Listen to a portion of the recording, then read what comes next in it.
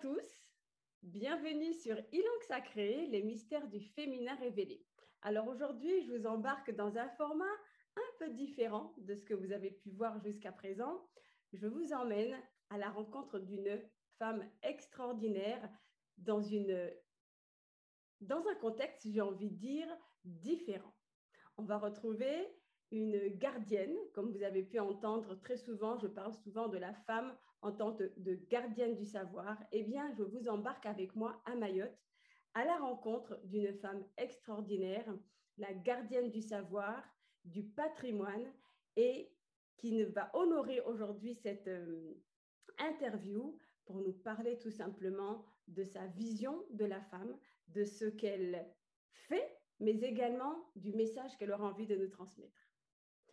Madame Tambati, bonjour et bienvenue à toi sur Ilangue Sacrée.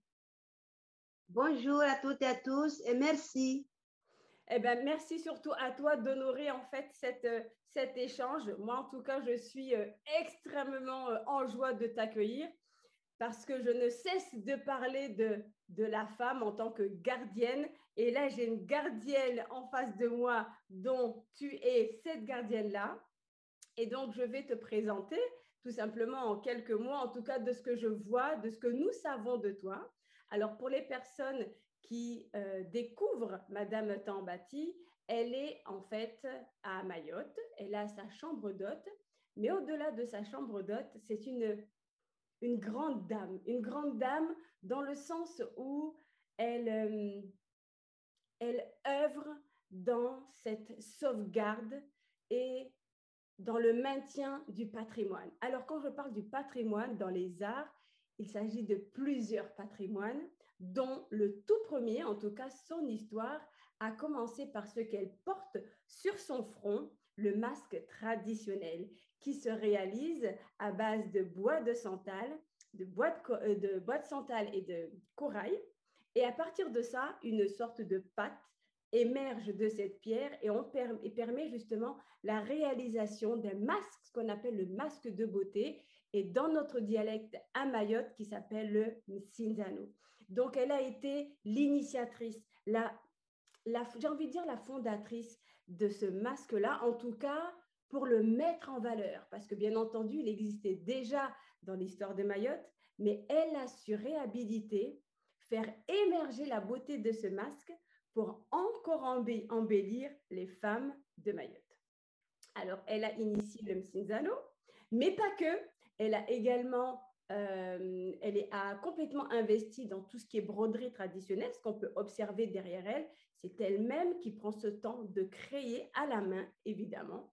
Et ce que nous pouvons voir en fait devant elle sur ces paniers, alors on va voir dans le bocal, c'est pour faciliter, on va dire, l'application du masque pour ceux qui n'ont pas tout le matériel pour créer ce masque.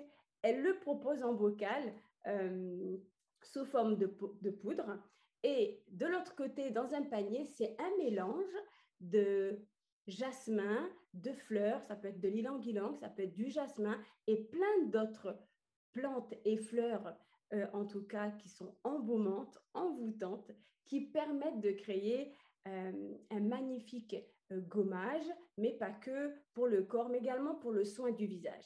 Alors, comme vous l'aurez compris, Madame Tambati est multicompétence et tout ce qu'elle crée, en tout cas, est en lien avec la terre, en lien avec les traditions. Voilà. Alors, Madame Tambati, la première question que j'ai envie de te poser, c'est en général, que représente la femme pour toi? Alors, tu es libre, bonjour. voilà, tu es libre, Madame Tambati, de nous parler, alors, soit en français, soit en shimaoré, dans la langue qui sera la plus confortable pour toi. Nos auditeurs sauront faire preuve de tolérance, parce que voilà, on est sur un autre format, mais l'idéal n'est pas la forme, mais c'est le contenu, je pense. Voilà, donc on compte sur vous, sur votre compréhension et votre tolérance pour le format d'aujourd'hui. Voilà, c'est à toi, Madame Tambati. Donc, bonjour et merci. La femme, en général, la femme, c'est une maman. Une femme, c'est une fleur qu'on doit l'arroser. une femme, c'est une responsable Oui. envers toute sa vie, la vie de ses enfants et son mari. Une femme, sans les femmes, on ne vit pas. Oui. On ne vit pas, surtout les enfants à bas âge. Ils ont besoin de la maman, de les éduquer, les protéger, les soigner, les traiter jusqu'à ce qu'ils grandissent. Donc, une femme, c'est très importante dans la vie. D'accord. Et au-delà justement de la femme, comment pourrais-je dire, que représente, parce que là, on est à Mayotte, donc je rappelle le contexte dans lequel je reçois en fait Madame Tambati, que représente pour toi la femme mahoraise dans la société d'aujourd'hui? Comment tu la perçois? La femme, c'est une femme battante. Une femme, elle se bat avec tout en général. Oui. En plus, c'est les femmes qui ont battu pour avoir la vie d'aujourd'hui. Oui. C'est les femmes. Oui. Les femmes, à l'époque, les femmes, on n'allait pas à l'école. On était malheureuses. Oui. C'était les hommes seulement qui avaient la chance d'aller à l'école.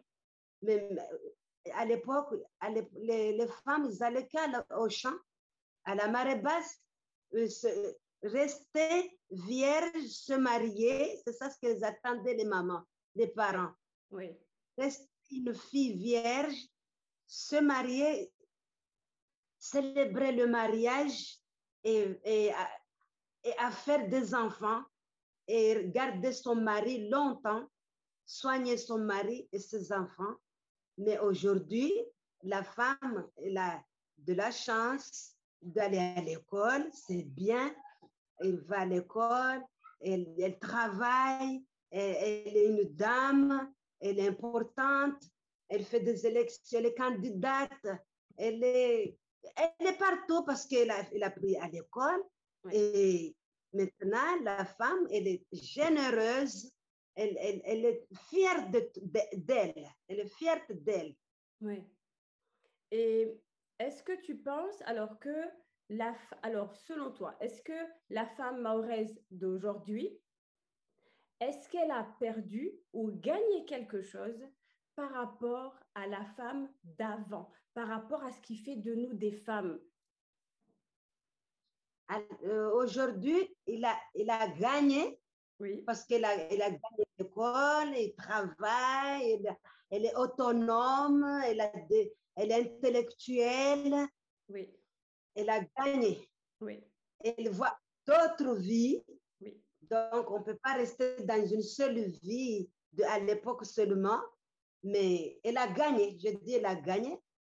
Mais il y a un développement des choses, d'autres choses qu'on n'en avait pas à l'époque. Oui. À l'époque, on n'allait nulle part. On ne voyageait pas. Une femme ne doit pas sortir. Une femme doit respecter. Et donc, à l'époque, les femmes, ils étaient comme Mwanandrani. Oui, elles étaient en fait enfermées. Enfermées. Oui.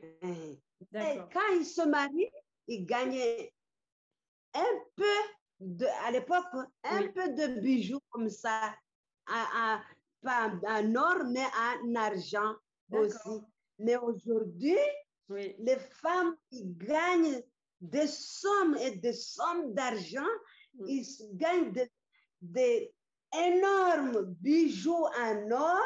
Oui. Ils gagnent même une voiture, même une maison. Donc, la vie de la femme aujourd'hui, elle a développé, elle a gagné aujourd'hui.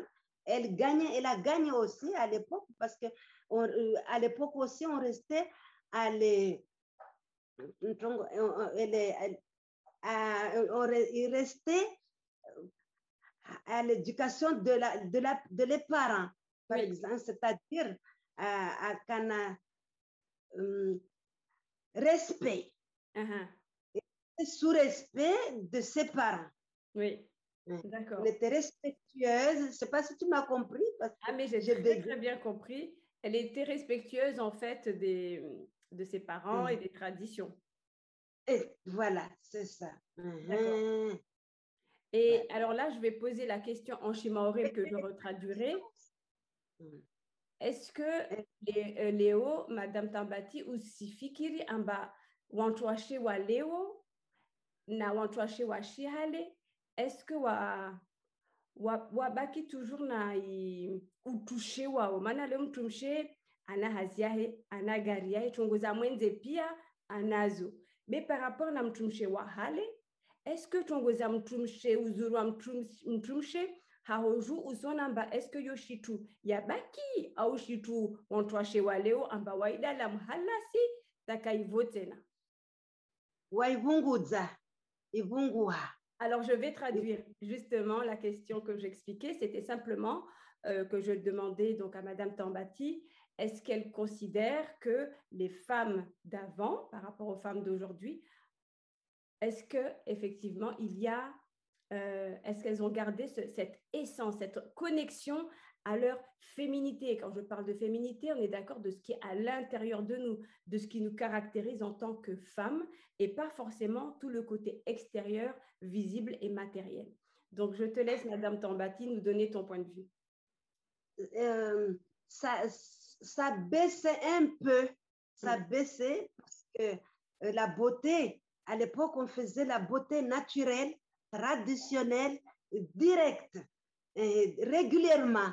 Oui. Mais aujourd'hui, comme les femmes, ils n'ont plus le temps, oui. Vite, ils se lèvent à 4 heures pour aller au travail. Et oui. Avec les embouteillages. Oui. Il revient à 19 heures. Ils n'ont plus le temps. Voilà. Ça a beaucoup diminué, mais il reste quand même une femme. Oui. Il reste quand même une femme. Ils savent que je suis une femme, je ne suis pas un homme. Oui. Non seulement la beauté s'est diminuée parce qu'ils n'arrivent plus à faire leur masque sur la pierre de corail comme ils faisaient, comme ils avaient le temps de faire. Maintenant, ils n'ont plus ce temps-là. D'accord. Donc, j'ai profité vite, comme j'ai aperçu qu'ils n'ont plus le temps. Moi, je fais le msinzano, je mets dans les petits bocaux, je leur facilite à mettre juste un peu d'eau. Ils font une pâte lisse sur la main et ils font leur maquillage. Comme ça ne se perd pas. Et voilà. ils ont leur masque traditionnel pour que ne se perd pas. Il y a le matramanukato. Ça, les hommes, ils aiment beaucoup. Pour les femmes, ils mettent le massé pour masser leur mari. C'est perdu. Moi, je le fais. Il est là. Alors, qu'est-ce que c'est? C'est un mélange de quoi, en fait? Alors, matramanukato, c'est un mélange, c'est l'huile parfumée. C'est mélangé avec des feuilles, des plantes qui sont très bons. Du ylang-ylang, du pandanus, du patchouli, mlaliampana, jasmin, basilic. Il y a beaucoup de plantes, ils sont là, ils sont secs. Et je les mets dedans, dans l'huile de coco. Et ça laisse du petit vert. Et ça fait de l'huile parfumée naturelle, bio. Et on fait le massage sur le corps. Et ça brille, ça reste là toute la journée. En tout cas, moi, je passerai ma commande juste après cette interview. Ça, c'est certain. En tout cas, vous l'aurez compris. Donc là, par exemple, le mélange qu'elle nous présente, on est encore vraiment lié à tout ce qui est traditionnel dans les plantes aromatiques embaumantes, dans cette reliance quand même à la sensualité, mais aussi au lien avec le corps. On reste dans cette féminité, qu'elle soit adressée à l'homme pour un massage, mais tout simplement pour la femme, afin de chouchouter son corps avec une huile juste embaumante. Voilà. Et Madame Tambati, ce que j'ai aussi envie de te demander, mais qu'est-ce qui t'a inspiré? Qu'est-ce qui t'a inspiré pour faire ce que tu fais aujourd'hui? Parce que tu œuvres dans plusieurs domaines, dans cette sauvegarde du patrimoine, en tout cas gastronomique, où tu proposes des plats traditionnels, dans le fameux plat de Mayotte qui s'appelle le mataba. Et pour ceux qui ne connaissent pas, si vous partez à Mayotte, je vous invite vraiment à découvrir ce plat et entre autres d'aller effectivement le déguster chez Madame Tambati.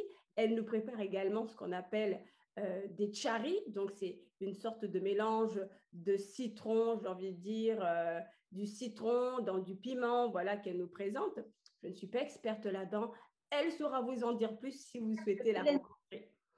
Et entre autres, la gastronomie, la broderie, tout ce qui est masque traditionnel, mais également tout ce qui est en lien avec la beauté féminine. Donc, justement, je vais juste ouvrir une parenthèse, Madame Tambati, pour dire que, justement, tu nous facilites en fait la vie pour maintenir ces traditions, par exemple avec le Msinzano. Donc, du coup, qu'est-ce qui t'a inspiré? À partir de quel moment tu te dis, j'ai envie de faire ça et que jusqu'à aujourd'hui, tu continues à le faire? Comment ça a commencé? Donc, comme quand je suis revenue, parce que moi, quand je suis mariée à l'époque en 78, oui. Mon mari m'a amené, comme il était militaire, on habitait à Métropole. D'accord. Et quand je suis revenue en retraite avec mon mari, il est en retraite, j'ai vu que les femmes, ils avaient des savoir-faire, mais ils ne savaient pas où s'adresser. Et j'ai dit vite, il y avait des collègues qui avaient créé une association qui s'appelait Oussarouma. Et Oussarouma, c'est une créatrice ou créateur. Et ils sont venus me voir si je peux venir participer avec eux pour amener l'association. Donc, à partir de là, que j'ai vu que les femmes, ils ont de savoir-faire, mais ils n'ont pas de définition, ils ont de savoir-faire, mais ils ne savent pas comment le faire, le valoriser, le mettre en valeur, tout ça. C'est là où je me suis lancée vite à sauvegarder ces choses-là qui se perdaient. Après, je vois que les femmes, ils vont travailler, ils n'ont pas le temps de faire, de produire, de faire le masque, de préparer les mataba, les tutsui, les mogo piki, les mogo sec, les gâteaux kumimina, bankoroa, tout ça. Oui. On a créé d'autres associations aussi qui s'appelaient Msinzano. Oui. Et à partir de là, je prépare les choses et je les exposais dans les foires artisanales ou foires de la gastronomie. J'ai fait même des foires à Métropole, dans les salons, des foires artisanales, des foires gastronomiques indiennes, aux portes de Versailles, à Paris, à Rodrigue, à Maurice, à La Réunion, un peu partout. Donc, tout ça là pour échanger avec les gens de là-bas, pour que je leur montre notre gastronomie aussi de Mayotte. Et ça a marché, c'était très bon. Les gens, ils ont beaucoup aimé. Donc, ça m'a donné la force de continuer jusqu'à aujourd'hui. J'ai créé la chambre d'hôtes, la table d'hôtes, pour que ça marche, que les gens ils viennent, ils trouvent les choses qui sont prêts à apporter à la maison au lieu que ça se perd. D'accord. En tout cas, c'est magnifique. Ton parcours est juste extraordinaire parce qu'il est vraiment l'exemple même, en tout cas, de mon point de vue, de la gardienne du savoir. Parce que immédiatement, tu as senti à quel moment il fallait que tu t'investisses pour sauvegarder, en fait, les traditions, que ce soit dans la beauté, dans l'esthétique, que ce soit dans la gastronomie et dans la poterie, puisque tu fais également de la poterie, de la broderie, et tu as continué et tu es encore resté dans cette dynamique jusqu'à aujourd'hui. Et je trouve que c'est juste magnifique et c'est un bel exemple d'une gardienne du temple, le temple de chez soi, mais le temple de notre culture également. Et tu es un modèle, en tout cas, qui inspire et qui donne en tout cas envie de suivre tes traces à la sauvegarde de ce patrimoine mahorais.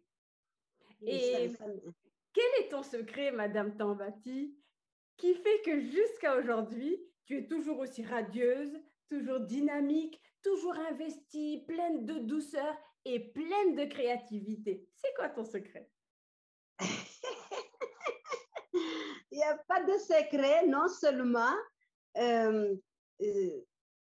les voyages peut-être, parce que je voyage beaucoup pour échanger les traditions, l'artisanat, le tourisme. Pour véhiculer en fait ce que tu fais à l'extérieur, pour le faire rayonner.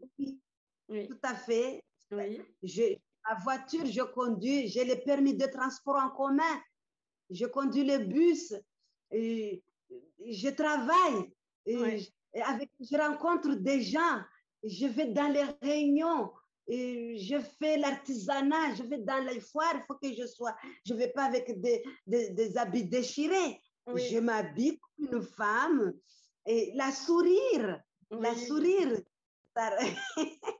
masque de beauté, le Cinzano que je mets tous les matins si je veux, parce que le Cinzano, ça nettoie la peau, ça purifie les boutons et ça laisse la peau douce, ça protège du soleil. C'est vrai. Donc, le gommage avec du zoukouba, le lait de coco avec du zoukouba.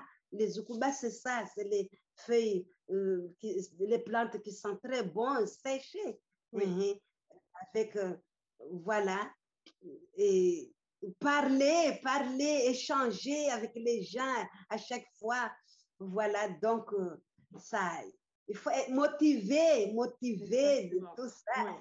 Ah, mais c'est magnifique. Ce sont finalement des choses très simples, mais en fait, ce qui fait ta force, je trouve, c'est ta manière d'être, tout simplement. Tout à fait.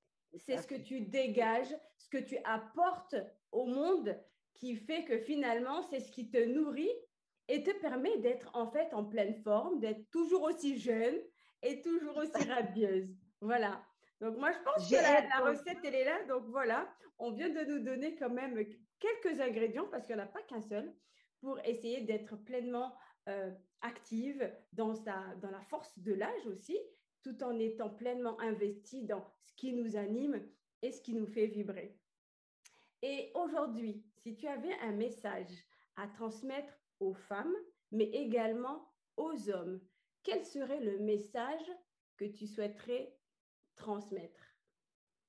C'est un message de gardienne du patrimoine culturel et traditionnel, médaillé un chevalier national d'ordre de mérite et arts et des lettres, et une autre de l'Assemblée nationale. Donc, le message que je lance, d'être fière d'être une femme, et les hommes aussi, parce qu'on a besoin d'eux, on ne peut pas vivre une femme sans les hommes. Deuxièmement, se respecter. Une femme doit se respecter, garder sa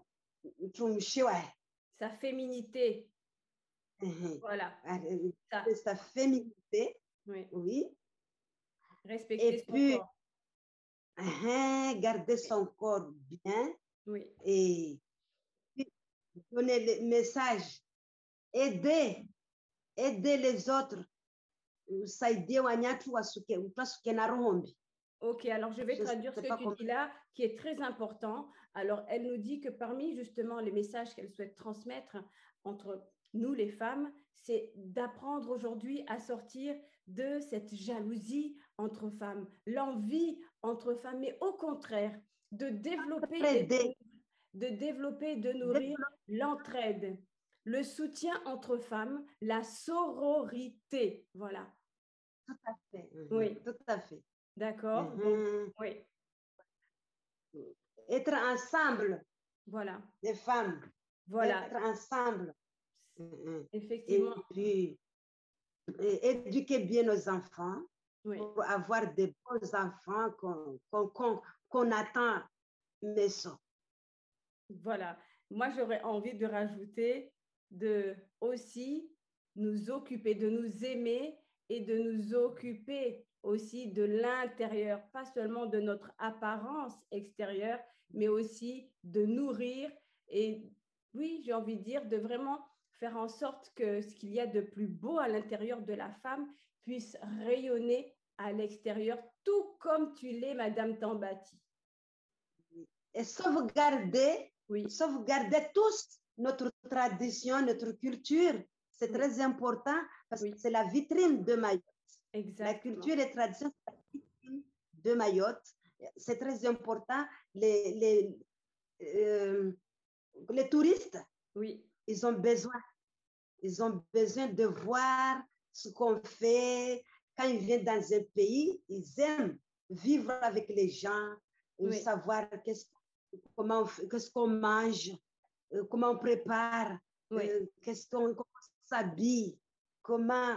Donc, il faut bien, ce serait bien, je lance de sauvegarder cette magnifique tradition, parce que notre tradition à Mayotte et culture, il est seul, unique.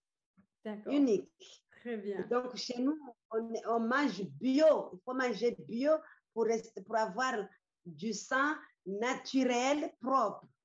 Très, très bien. En tout cas, ce sont des très beaux messages, vraiment, mais très importants. Entendez ces messages et bien entendu, prenez ce qui résonne pour vous. Madame Tambati, je tiens vraiment à te remercier d'avoir accepté cet échange. Vraiment, tu es l'exemple, en tout cas pour moi, de la gardienne de Mayotte, en tout cas, parmi ce que tu fais. Il y en a plein d'autres encore, mais voilà, ce que tu fais, en tout cas, méritait d'être mis en avant, d'être mis, en tout cas, en lumière, parce que grâce à toi, effectivement, même nous-mêmes, jeune génération, on apprend grâce à ce que tu fais, entre autres. Et là, tu nous as montré une belle paire de sandales qui est faite à base de quoi? Ça, c'est les chaussures. C'est des petites chaussures qu'on mettait à l'époque. Pas tout le monde, hein? Oui. Pas tout le monde, mais c'était une tradition. Je le sauvegarde quand même. Eh bien, parce voilà. Que j'ai un musée, encore une fois. Moi, là. J'ai un musée chez moi, là. J'ai un musée de beaucoup de choses, de petits produits, des produits très anciens qui sont perdus, qu'on ne les voit plus. Ils sont chez moi, là. Vous pouvez voir, vous pouvez venir faire des photos. Très bien. Eh bien, vous avez entendu, le jour où vous partez à Mayotte, pensez adresse Madame Tambati. Elle saura en fait vous faire voyager entre le temps d'avant et les temps d'aujourd'hui, entre tradition et modernité. Eh bien, je vous dis à tous merci de nous avoir écoutés. Madame Tambati, merci infiniment. Et je te dis peut-être à très bientôt. Marhaba. Ewa, marhaba, vomar volishia. Nam kwaheri.